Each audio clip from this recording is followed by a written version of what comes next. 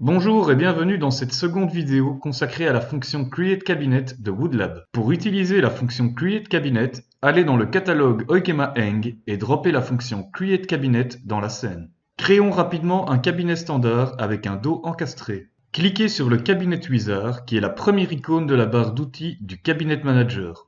Choisissez la première configuration, ajoutez un dos encastré, puis validez le cabinet. Le caisson créé va alors apparaître dans la scène. Dans la liste, vous retrouverez chaque pièce composant le caisson. Celles-ci ont été ajoutées selon la configuration et les propriétés choisies lorsque vous avez validé l'assistant de création du caisson. En sélectionnant une pièce dans la liste, vous accéderez à droite aux propriétés propres à la pièce sélectionnée. Sur le caisson, dans la scène, la pièce sélectionnée s'affiche en bleu.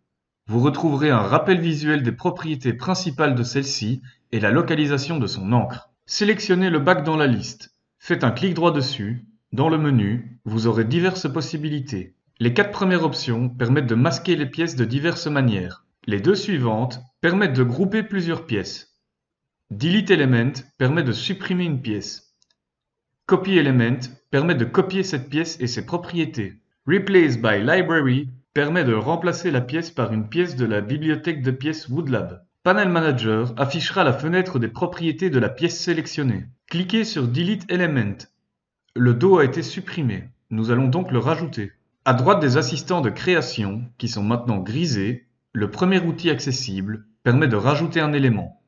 En cliquant dessus, une liste déroulante apparaît. S'offre alors à vous plusieurs possibilités. Créer un latéral, un back, un horizontal.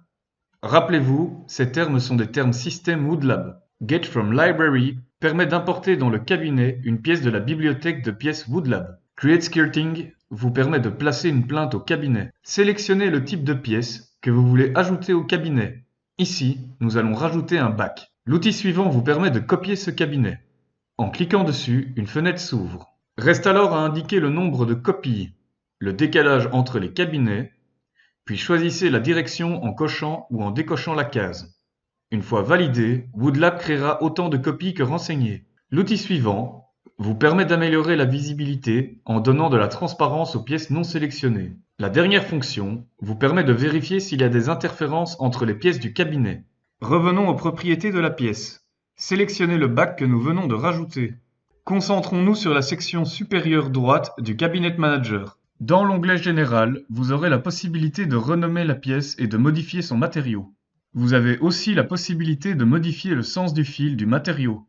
Passez à l'onglet Finishing. Ici, vous appliquerez les covers et ou les couvre-champs. Si vous possédez une machine numérique, n'oubliez pas de sélectionner un côté et ou une face de référence. Ces propriétés sont disposées de la même manière que les propriétés complémentaires de chaque panneau et de la fonction panel du catalogue Oikema Tools.